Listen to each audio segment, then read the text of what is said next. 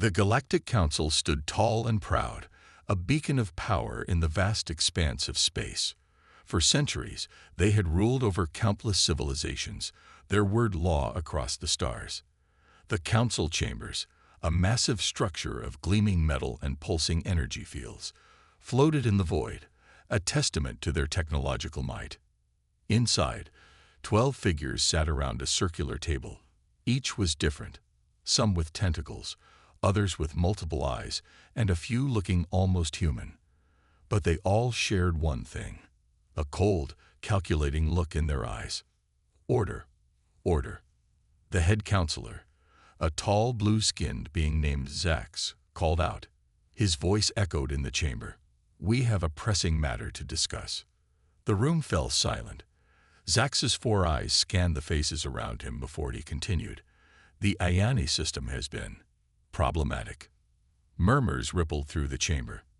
The Ayani were a peaceful race, known for their beautiful art and gentle nature. They had recently discovered faster-than-light travel, marking their entry into the galactic community. "They refuse to pay the entry tax," Zax said, his voice dripping with disdain. "They claim it's too high, that it would bankrupt their entire system." Gora, a reptilian counselor, hissed, "We can't allow this defiance. Others will follow their example." "Agreed," rumbled Klex, a massive, rock-like being. "We must make an example of them." Zax nodded slowly, a cruel smile spreading across his face. "I propose we remove the problem entirely." The council chamber erupted in excited chatter. This was not the first time they had wiped out a civilization, but it had been many cycles since the last one. "All in favor?" Zax asked, raising one of his 3 arms. 11 arms of various shapes and sizes rose in unison. Only one remained down.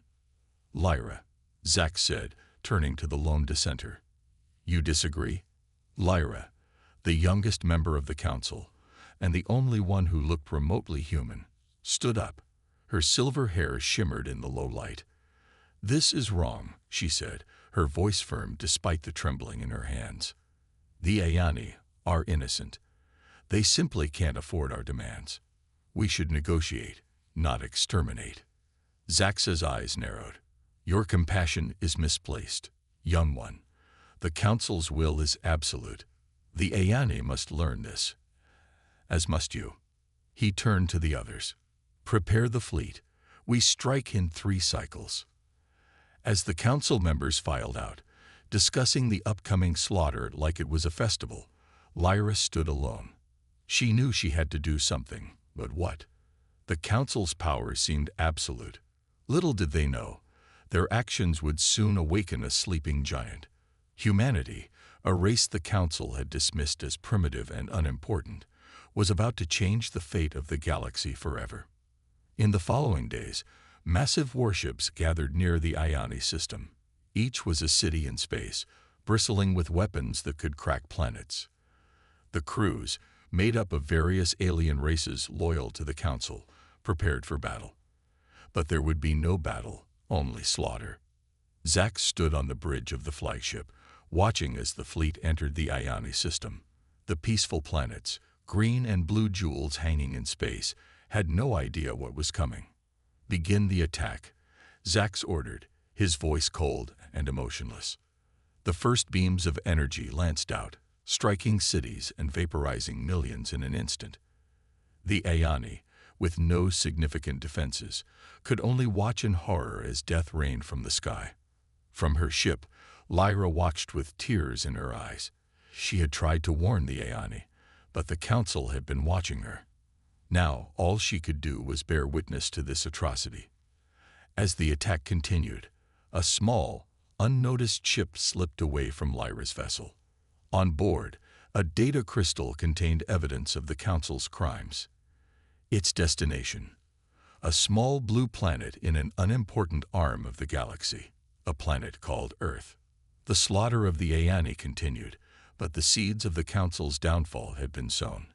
Humanity was about to enter the galactic stage, and nothing would ever be the same again. The Ayani never saw it coming. Their world, A beautiful blue-green orb suspended in space was alive with the bustle of a thriving civilization. In the capital city of Ionis, people went about their daily lives, unaware of the impending doom that lurked just beyond their atmosphere. Zila, a young Ioni artist, stood before her easel, adding the final touches to her latest painting. Her 4 arms moved gracefully, each holding a different brush. The canvas depicted the breathtaking view of Ionos' twin moons rising over the crystal seas. Suddenly, the ground shook. Zila's brushes clattered to the floor as she rushed to the window. Her eyes widened in horror at the sight that greeted her. Massive ships, dark and menacing, filled the sky. They were unlike anything the Ioni had ever seen. Beams of searing energy lanced down from the vessels, cutting through buildings like they were made of paper. Panic erupted in the streets. Ioni of all ages ran for cover, their cries of fear and confusion filling the air. The peaceful race had no defenses against such an overwhelming force. In orbit, Zax watched the destruction with cold satisfaction. "Increase the intensity," he ordered. "I want this done quickly." The ships responded, their weapons growing even more powerful. Entire city blocks vanished in blinding flashes of light. The beautiful crystal seas boiled and evaporated, creating massive clouds of steam that blotted out the sun. On the planet's surface, Zila ran through the chaos, dodging falling debris and helping those she could. Her artist's eyes, once used to capture beauty, now witnessed unimaginable horror. She reached a group of children huddled in the ruins of a school. "Quick," she shouted, "follow me." Leading them through the crumbling city, Zila headed for the ancient caves in the nearby mountains. If they could reach them, maybe they'd be safe. As they ran, a massive explosion rocked the ground. Zila looked back to see the grand library, the pride of Ioni culture, collapse in a ball of flame. Centuries of knowledge and art gone in an instant. In space, Lyra watched the destruction with tears streaming down her face. She had managed to send out a warning to some Ioni, but it wasn't enough. Millions were dying, and she felt powerless to stop it. "This is wrong," she whispered, her hands clenched into fists. "Someone has to stand up to the council." As if in answer to her thoughts, a small alert blinked on her console. The ship carrying the data crystal had successfully jumped to hyperspace, on its way to Earth. A tiny spark of hope flickered in Lyra's heart. Back on the planet, Zila and the children finally reached the caves. They huddled inside, listening to the distant sounds of destruction. The young Ioni artist looked at the scared faces around her and made a silent vow. They would survive, and someday, somehow, they would rebuild. The attack continued for hours. When it was finally over, the once beautiful Ioni homeworld was a scared, barely recognizable husk. Billions were dead, with only a fraction of the population surviving in hidden bunkers and remote outposts. Zax stood on the bridge of his flagship, surveying the devastation with a cold smile. "Send the message to all sectors," he commanded. "Let everyone know the price of defying the Galactic Council." As the fleet prepared to leave the ravaged system, none of them noticed a small, battered Ioni ship slipping away. On board, a group of survivors, led by Zila, had managed to activate an old long-range vessel. They set course for the nearest inhabited system, desperate for help and burning with the need to tell their story. Little did they know, their path would soon cross with a race that would change everything. A species known as humans, whose fury was about to be unleashed upon the galaxy. In the depths of space, Lyra's secret message sped towards Earth, carrying with it the seeds of revolution. The Galactic Council's days of unchallenged tyranny were numbered, though they didn't know it yet. The stage was set for a conflict that would shake the very foundations of galactic society. Humanity was about to make its entrance, and the stars themselves would tremble. On Earth, life continued as usual. The blue planet spun peacefully, unaware of the galactic drama unfolding light years away. In a small, secret facility hidden in the Rocky Mountains, however, everything was about to change. Dr. Sarah Chen, Earth's leading xenologist, sat at her desk, poring over data from deep space scans. Her dark hair was tied back in a messy ponytail, and empty coffee cups littered her workspace. Suddenly, an alarm blared through the facility. "What's going on?" Sarah shouted, jumping to her feet. Her assistant, Tom, rushed in, his eyes wide with excitement. "Dr. Chen, you need to see this. We've picked up an alien transmission." Sarah's heart raced as she followed Tom to the main control room. Dozens of scientists and military personnel were gathered around a large screen, watching in awe as a strange crystalline object materialized in Earth's orbit. "It's some kind of data storage device," one of the technicians explained. "And it's broadcasting a message in English." The room fell silent as a holographic image flickered to life. A silver-haired alien woman appeared, her eyes filled with urgency and sorrow. "People of Earth," the alien began, "my name is Lyra. I am a member of the Galactic Council, and I come to you with grave news.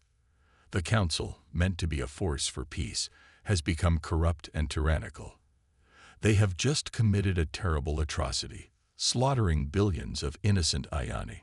Gasps and murmurs filled the room as Lyra continued, detailing the massacre and the Council's cruel policies. Sarah listened, her mind reeling from the implications. They weren't alone in the universe, and their first contact was a warning of genocide. As the message ended, chaos erupted in the control room. Military officials barked orders, scientists argued theories, and government agents rushed to contact their superiors. Sarah stood silent, processing the information.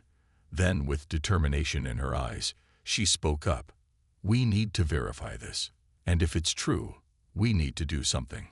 Across the globe, similar scenes played out as the message spread. In Beijing, General Lei Wei convened an emergency meeting of China's top military brass. In Moscow, President Volkova addressed her nation, calling for calm and unity in the face of this cosmic revelation. As the world's leaders scrambled to respond, ordinary people took to the streets. In New York, London, Tokyo, and countless other cities, crowds gathered, demanding action. The news channels were flooded with footage of the Ayani massacre, somehow transmitted along with Lyra's message. Back in the Rocky Mountain facility, Sarah and her team worked tirelessly to analyze the data crystal. "It's not just the message," she explained to the facility's director. "This crystal contains detailed information about the Council's technology, their fleet movements, everything we'd need to." She trailed off, the implications clear. The director nodded grimly. "To fight back." Meanwhile, in orbit, the crew of the International Space Station made a startling discovery. Captain Yuki Tanaka peered through a powerful telescope, her eyes widening in disbelief. "Houston," she radioed, her voice shaking, "we have visual confirmation. There's an alien ship hiding behind the moon. It looks damaged." As news of the ship spread, Earth's governments faced a crucial decision. Do they attempt contact? Shoot it down? The world held its breath, waiting to see what would happen next. In Washington, D.C., the President of the United States stood before a joint session of Congress. His face was grim as he addressed not just the legislators, but the entire world watching on live TV. "My fellow citizens of Earth," he began, his voice steady despite the weight of his words, "today we face the greatest challenge in human history. We have learned that we are not alone in the universe, but that our first contact comes with a terrible price. A great evil threatens not just our world, but countless innocent civilizations across the stars." He paused, looking directly into the camera. "I stand before you today to declare that humanity will not stand idly by. We will not cower in fear. We will rise to meet this threat, to defend not just ourselves, but all those who cannot defend themselves." As the President's words echoed across the globe, a spark ignited in the hearts of billions. Humanity, long divided by borders and ideologies, found itself united by a common cause. The Galactic Council had unleashed a fury they could never have anticipated. Earth was going to war. In the weeks following the shocking revelation, Earth transformed. The entire planet buzzed with activity as humanity prepared for a war unlike any in its history. At a secret facility deep beneath the Nevada desert, Dr. Sarah Chen stood before a massive holographic display. It showed a strange-looking spacecraft, its design a blend of human ingenuity and alien technology. "The Defiant," Sarah said, her voice filled with pride. "Our first true starship." General Marcus Stone, a tall man with a scared face, nodded approvingly. "How soon can we build a fleet?" Sarah tapped a few buttons, and the display changed to show production schedules.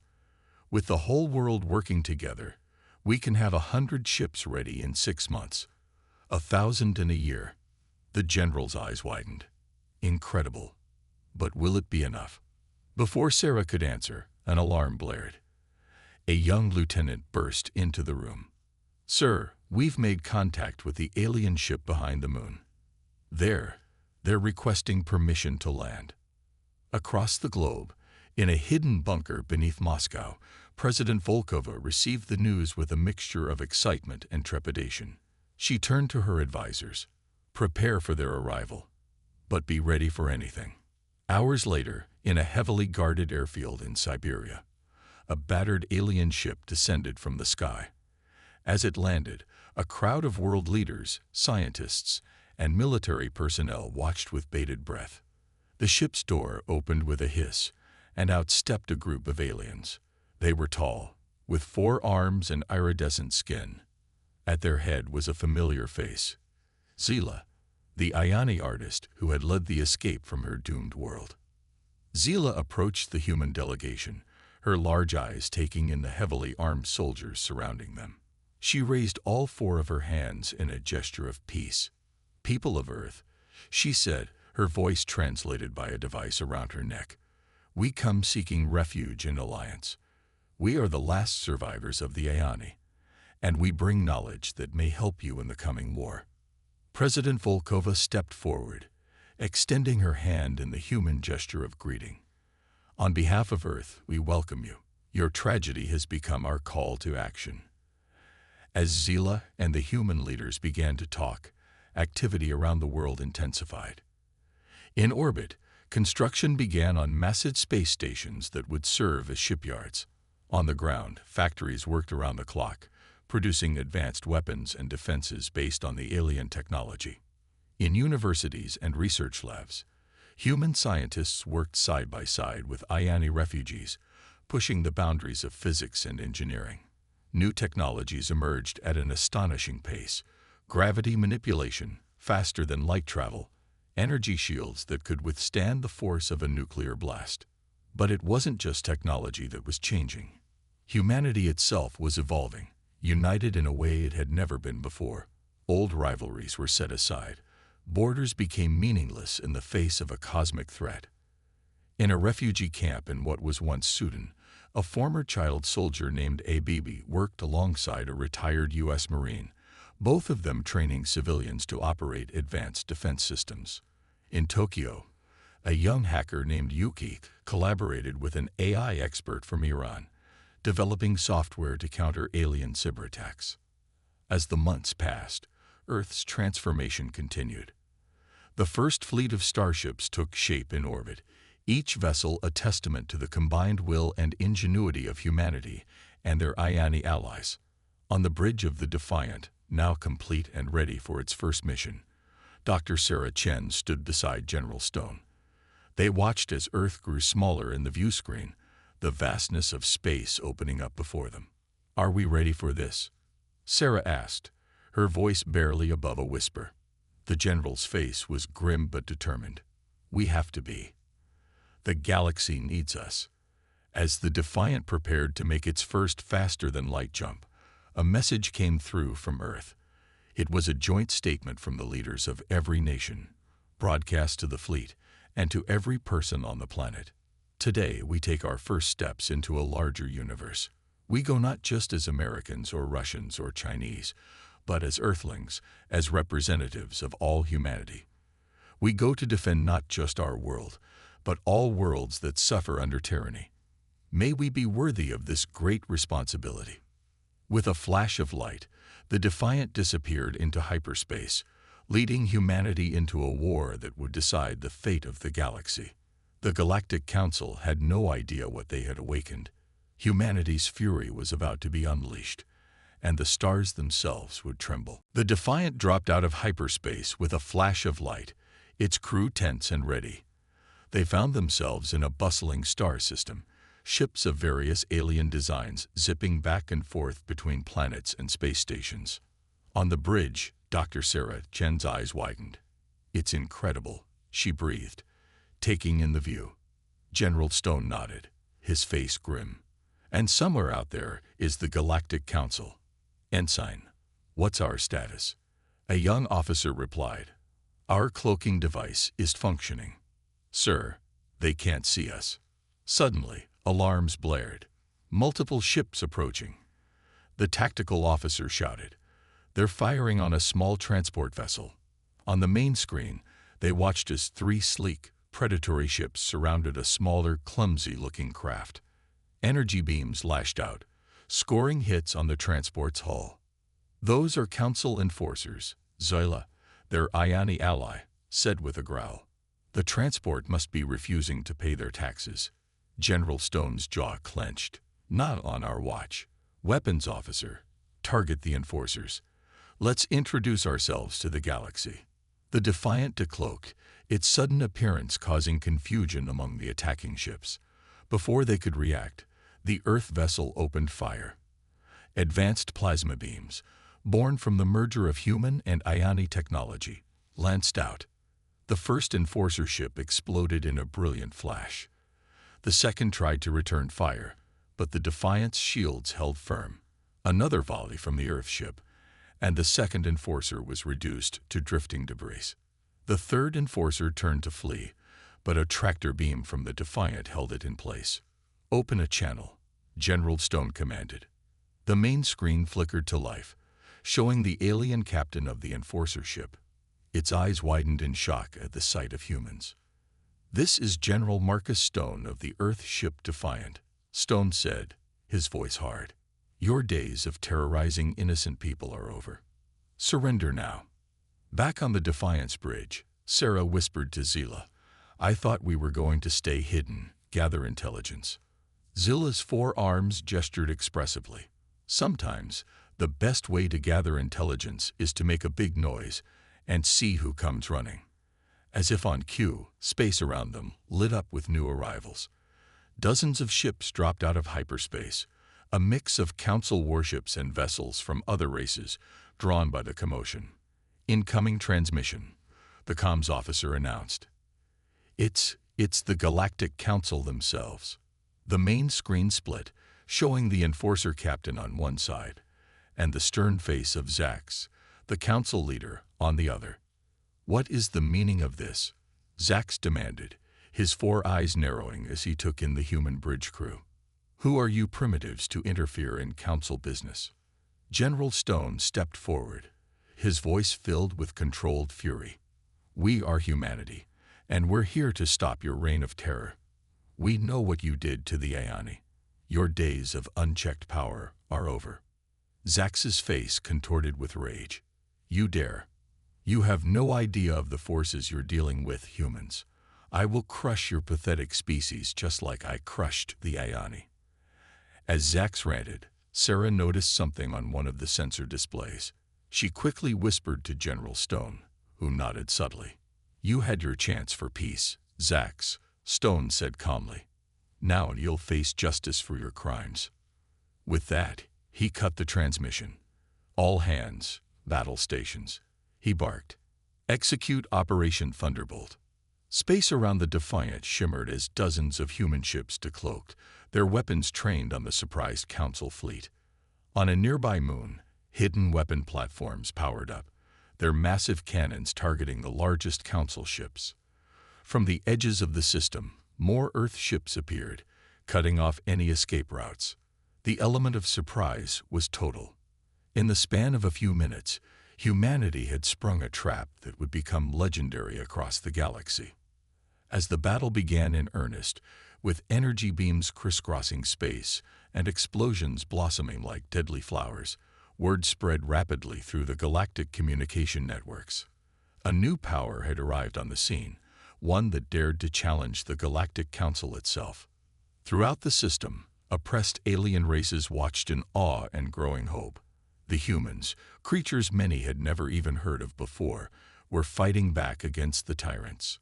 A spark of rebellion, long suppressed, began to flare to life in hearts and minds across the stars. The Galactic Council had ruled through fear for too long. Now they faced an enemy they never expected, one fueled by righteous fury and armed with the element of surprise. The battle that would decide the fate of the galaxy had begun, and humanity was leading the charge. The battle raged across the star system, a dazzling and terrifying display of advanced technology and tactical brilliance. Human ships darted between the lumbering council vessels, their smaller size belying their immense firepower. On the bridge of the Defiant, General Stone barked orders as holographic displays showed the unfolding chaos. Concentrate fire on their flagship. Don't let them regroup. Dr. Sarah Chen worked furiously at her console, coordinating with the AI systems that managed their complex shield harmonics.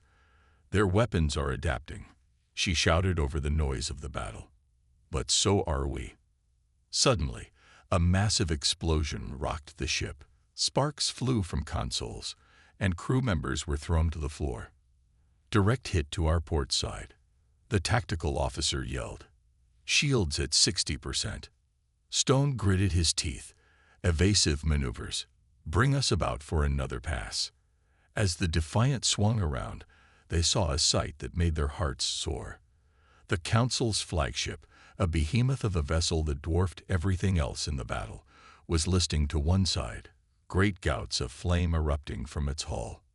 We've got them on the ropes, Stone said, a grim smile on his face. Press the attack. But the Council wasn't finished yet. From the wounded flagship, a transmission cut through the battle chatter. Zax's face appeared on screens across the human fleet, his eyes blazing with fury. You primitive fools, he snarled. You think you can challenge the might of the Galactic Council? We've ruled the stars for millennia. We will not be defeated by hairless apes who've barely left their own planet. As he spoke, new ships began to appear at the edges of the system. Reinforcements for the Council forces. Stone's face hardened. Looks like the party's just getting started, he muttered. But then something unexpected happened. As the new ships entered the fray, many of them didn't fire on the human fleet. Instead, they turned their weapons on the Council ships. Zila, who had been monitoring communications, let out a whoop of joy. It's a rebellion, she cried. Other races are joining the fight against the Council. Indeed, ships of all shapes and sizes were pouring into the system. Some were sleek and advanced, others cobbled together from salvage, but all of them had one thing in common. They were tired of the Council's tyranny. On 1,000 worlds across the galaxy, the news spread like wildfire. Humanity, a species unknown to most, had dared to stand up to the Galactic Council. And they were winning. Inspired by Earth's bravery, oppressed races everywhere began to rise up. On the desert world of Sarax, reptilian beings overthrew their council-appointed overlords. In the gas giant colonies of the Helix Nebula, floating cities declared their independence. Even on Zax's homeworld, whispers of revolution began to circulate. Back in the heat of the main battle, the tide had turned decisively. The Council fleet, caught between the human forces and the growing number of rebel ships, began to crumble. Zax's flagship, once the pride of the Council Navy, was now a burning hulk. The transmission from the Council leader had become desperate. This isn't over, he shrieked, his composure completely gone. We still have weapons that can destroy entire star systems. We'll use them. We'll. His words were cut off as a precise strike from the Defiant destroyed the flagship's bridge. The great ship exploded in a spectacular fireball, marking the end of Zax's reign of terror. As the remaining Council ships either fled or surrendered, a cheer went up across the human fleet. They had done it. They had taken on the most powerful force in the galaxy and won. But General Stone and Dr. Chen knew this was just the beginning. The Council's influence spread across thousands of worlds. There would be loyalists, diehards who wouldn't give up easily. The war to liberate the galaxy had only just begun. As the Defiance crew worked to secure the system and establish contact with their new allies, Stone turned to Chen. "Send a message to Earth," he said. Tell them the galaxy needs us." And we answered the call. Sarah nodded, her eyes shining with a mixture of exhaustion and excitement. As she composed the message, she couldn't help but marvel at how far they'd come. From a single world, ignorant of galactic affairs, to the spark that ignited a revolution across the stars. The Galactic Council had fought to crush humanity like they had crushed the Aeoni. Instead, they had awakened a force that would reshape the very fabric of galactic society. The age of tyranny was over. The age of freedom, of cooperation between species, was just beginning. And humanity, the unlikely heroes from a small blue planet, would be leading the way. 5 years had passed since the fall of the Galactic Council. The galaxy was a changed place, transformed by the war and its aftermath. On a space station orbiting a neutral world, representatives from 100 different species gathered for a historic meeting. The station's grand assembly hall buzzed with activity. Beings of all shapes and sizes mingled, their translator devices creating a cacophony of overlapping languages. At the center of it all stood General Marcus Stone, now older and battle-worn, but with the same determined glint in his eyes. "Order, please," he called out, his voice cutting through the chatter. "The First Galactic Congress is now in session." As the delegates took their seats, Stone couldn't help but marvel at the sight. Humans sat next to Aeoni, while representatives from former council worlds mingled with species that had been overlooked or oppressed for centuries. Dr. Sarah Chen, now the head of Earth's Xenoscience Division, stepped up to the podium. "Fellow sentients," she began, her voice firm and clear, "we gather here today to forge a new path for our galaxy. The tyranny of the Galactic Council is over, but the work of building a just and peaceful society has only just begun. In the years since the Great Battle, humanity had worked tirelessly alongside their alien allies.